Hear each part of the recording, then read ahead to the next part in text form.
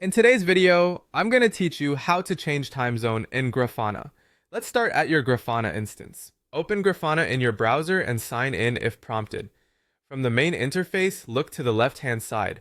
That sidebar is your primary navigation. Click Dashboards to view the list of dashboards available to you. Open the dashboard you want to work with. In this walkthrough, I'm opening a sample called Alert Groups Insights, but you can choose any dashboard where you want to adjust how time is displayed. Once the dashboard loads, switch it into edit mode, click Make Editable. If you don't see this option, you may need the proper edit permissions for the dashboard.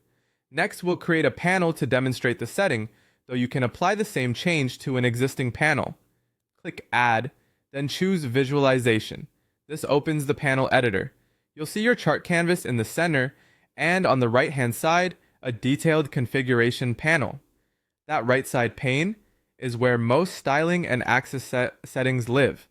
In the configuration pane, look for the section labeled Axis. If the categories are collapsed, expand Axis to view its controls.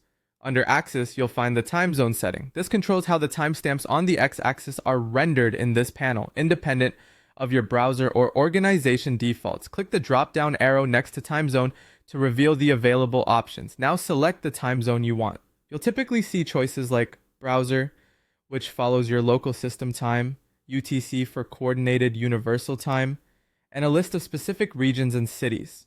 Pick the one that matches how you want to interpret and present your time series data. As soon as you select it, the preview should update, letting you confirm that the axis reflects the correct offset and formatting. When you're satisfied with how it looks, save your changes to the dashboard.